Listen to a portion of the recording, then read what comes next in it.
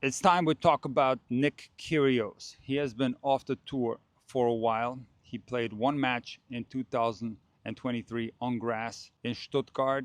He had played a very good 2022 season, reaching the Wimbledon final, then afterwards winning Washington, and he had a great chance to make the US Open final. His draw was looking good. He was playing Kachanov in the quarters. He had just beaten Medvedev in the fourth round. So that was a big win for Nick. And if he would have beaten Kachanov, he would have played Ruud in the semis, and then he would have faced Alcaraz in the final. So that was a great opportunity missed by Nick because he ended up losing to Kachanov in a tough five-setter in the quarterfinals. He did play after the US Open, but then got hurt. However, he is healthy again and ready to rejoin the tour at the tournament in Brisbane in January. When I reviewed the second season of Breakpoint, which was a tennis series on Netflix that featured Nick, I made a promise to not talk about Nick's mental health struggles. And I'm going to stick to that promise because I don't feel comfortable talking about it. And I want to respect Nick because he laid it all out there. And there was also a very concerning Instagram post relating to Nick's mental health struggles. So I want to respect that. And I'm not going to talk about that. I'm going to keep it strictly tennis. And Nick has kept himself in the news while he was off the tour with some controversial statements. I made a video this year about Nick disrespecting Becker, saying that some of the great servers of the past, such as Becker and Sampras, didn't serve as well as players do nowadays, and that would be smoked off the court by Djokovic. I thought that this was an interesting topic. I'm going to link that video in a pinned comment. And Nick has continued to disrespect former greats such as Andy Roddick on X. He also continues to post on a lot of tweets regarding Jannik Sinner, and he's not given Jannik Sinner the respect that he deserves. Now look, he's free to have his own opinion about the doping case, and I respect that he's so anti-doping, but personally, I trust the scientists and the doctors that have studied this case and came to their conclusions rather than tennis conspiracy theorists on Twitter. And what's so interesting to me is that the Nick that we see on social media is not the Nick that we saw in the commentary booth. I thought he was excellent, very professional, very respectful towards other players, and most importantly, he was very entertaining and insightful. I enjoyed his commentary a lot. Now, the most recent controversy regarding Nick is his statement that he has a higher tennis IQ than Federer, Nadal, Djokovic, and Murray.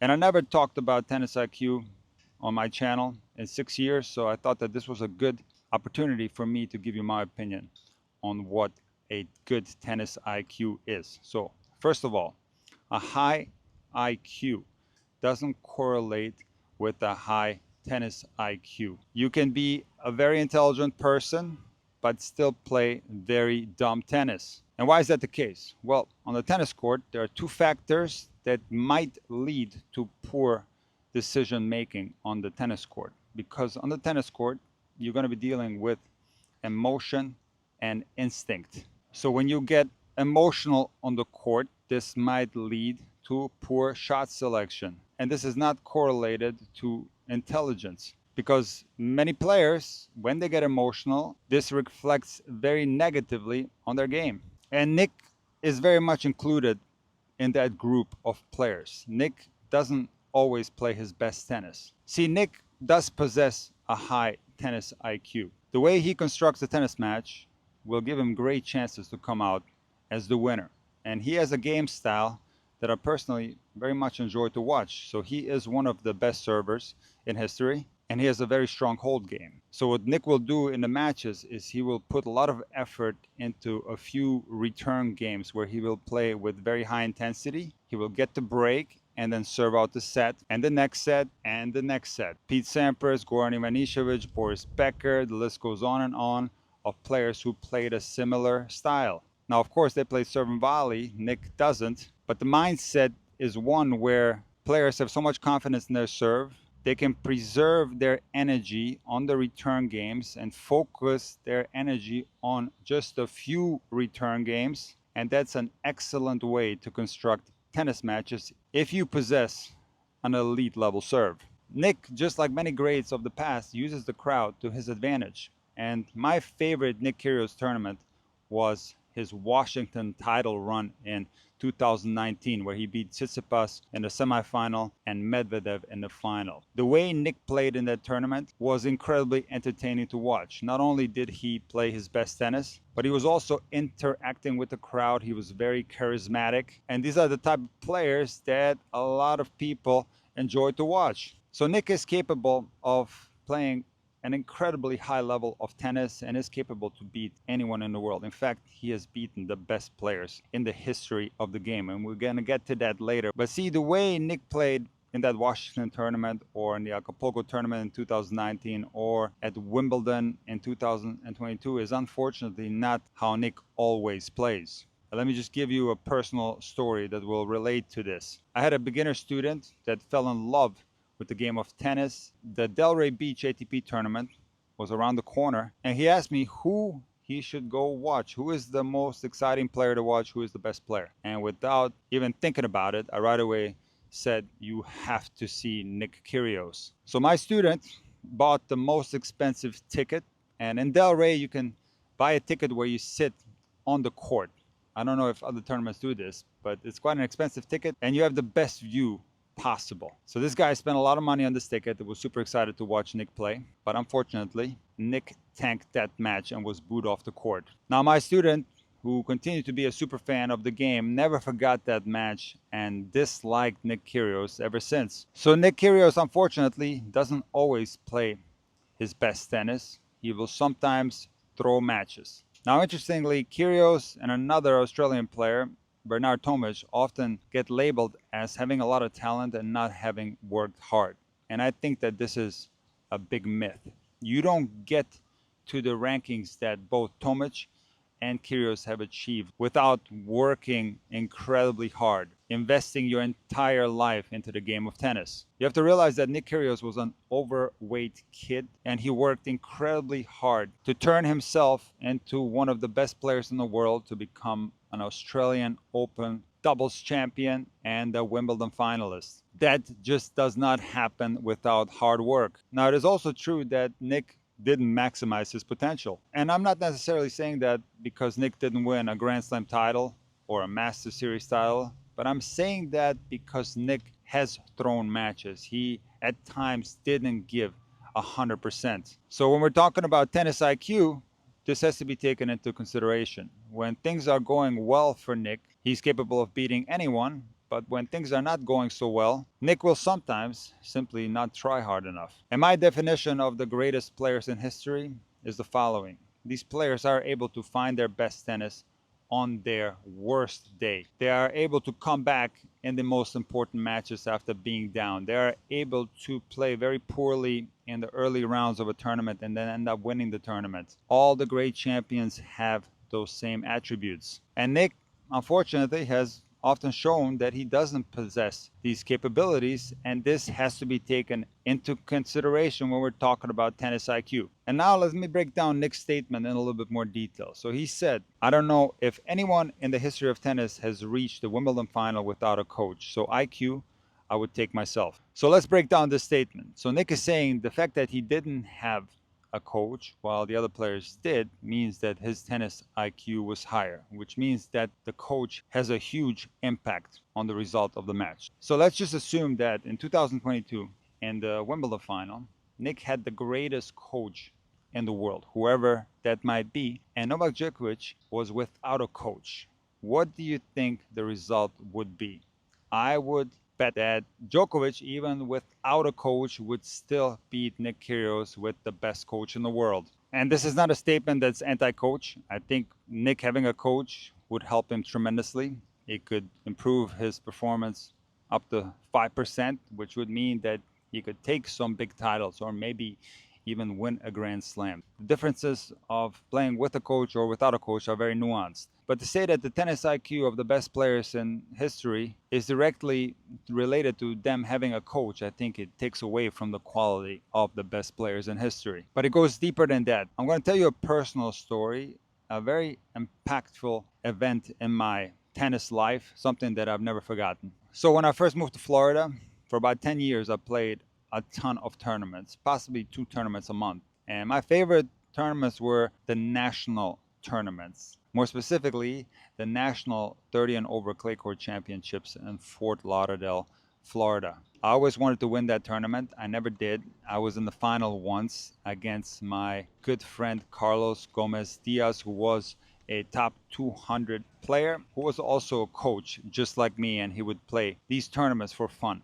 on the weekends. And Carlos beat me in the final of that tournament in 3 sets. And maybe a couple of years later, we found ourselves again on the way to play in the final. And unfortunately, in the semifinals, I lost a heartbreaking match, 7-6 in the third. I was up 4-2 in the tiebreak, a very painful loss. Now, Carlos had played in the other semifinal simultaneously, and when I finished my match, his match wasn't over yet. He was deep in the third set. And I went to the locker room and I slumped on the bench, and I was distraught. I was in a very bad state of mind. I was very disappointed to have blown this match that I should have won.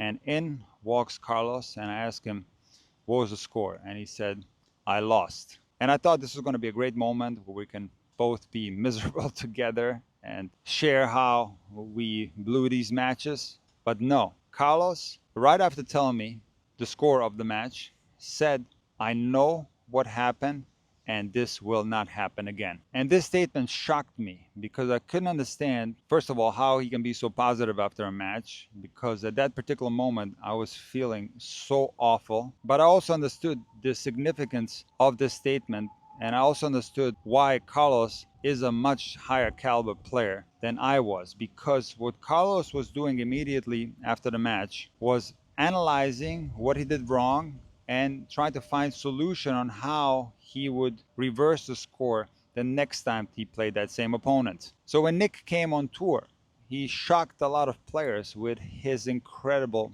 game style, one of the best servers in the world, incredible athleticism, incredible ground strokes, high energy on the court, interaction in the crowd. And he was for sure very uncomfortable to play very early on for the big three. So the first match that Nick Kyrgios played against Federer in Madrid in 2015, Nick stunned Federer and beat him. This was a huge upset.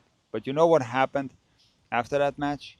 Federer won 6 in a row. And the head-to-head record is 6-1 against Kyrgios. So Federer got stunned by a great Nick Kyrgios, but what did he do? He was able to figure him out rather quickly and never lost to him again. So obviously, Roger Federer's tennis IQ is higher than Nick Kyrgios' tennis IQ because he was able to figure out what it takes to beat Nick Kyrgios. Now with Rafa, it's very similar. The head-to-head between Nick Kyrgios and Rafa is 6-3 in the favor of Rafa. And very similar to Federer, the first time that Kyrgios played Rafa at Wimbledon, Kyrgios won. Rafa then got him a couple of times on clay because Rafa is unbeatable on clay. Then Kyrgios got him again in 2017 in Cincinnati. Rafa got him back in Beijing that same year. And then a very memorable match in 2019 in Acapulco where Nick Kyrgios beat Nadal. And I remember this match vividly. Nadal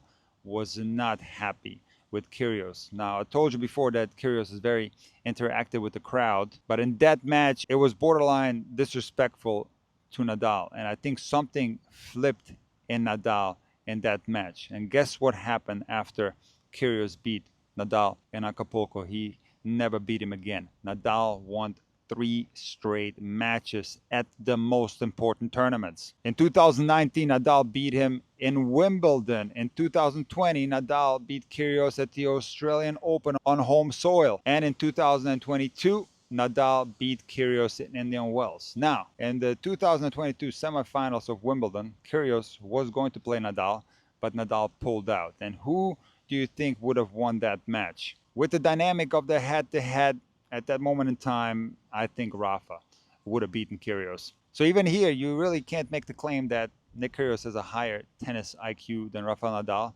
I do think it goes even deeper than that. It's more complex. If you compare Nick Kyrgios playing Federer versus Nadal, I do think that Kyrgios likes playing Nadal more That's a matchup that's more suitable for Kyrgios, and it's very surface dependent. So the faster the surface, the more chances Nick is going to have. But Rafa, after losing that match in Acapulco in 2019, figured something out, and he really surprised me with beating Kyrgios in Wimbledon that same year, because I thought that Rafa was going to lose. But Rafa figured something out, beat him a couple more times after that. And for that reason, I do think that Rafa, in a matchup against a player that he doesn't like to play against, on a surface that suits his opponent, still figured out how to beat him. And for that reason, he has a higher tennis IQ than Kyrgios. Now, the head-to-head between Djokovic and Kyrgios is interesting. And here, Kyrgios is still up on Djokovic. It's 2-1 Kyrgios head-to-head. Kyrgios did beat Djokovic consecutively in 2017, Acapulco and Indian Wells. And just like Federer and Nadal, Djokovic was shocked by the talent of Nick Kyrgios. You have to be a player of the highest caliber to be able to beat Djokovic 2 times in a row. But then in 2022, in the most important match of Nick's life, he was facing Djokovic in the Wimbledon final. And tennis fans across the world knew what was going to happen in that match. Number one, the best players find their best tennis in the most important stages. But what I said earlier, the best players also figure out how to beat players who they have lost to. And Novak Djokovic is part of that group. There was no way he was going to lose that match to Nick Kyrgios in the Wimbledon final. Just like Rafa and Federer, Djokovic figured out how to beat Nick. So even though Nick Kyrgios' tennis IQ is very high when he's trying hard and when he's playing his best tennis, it is absolutely not higher than the big three. Because the ultimate sign of somebody having a high tennis IQ is being able to figure out when things are not going your way. That takes a lot of mental strength, and especially in circumstances when somebody beats you, figuring out how to get them back. That's high tennis IQ. I'm very excited that Nick Kyrgios is back on tour. I enjoy watching him play. Nick, in his time off the tour, managed to get an entire tennis nation to be mad at him. So it's going to be interesting if he indeed plays Sinner. And I think it's good to have different personalities on tour. And when Nick plays his best tennis, he's very fun to watch. And if you remember my Nadal tribute, I talked about Uncle Tony being scared for Rafa because he knew of a great champion who had regrets, because even though this great champion won big titles, he felt like he didn't try his best. And this was something that this player had the difficulty dealing with once he had retired.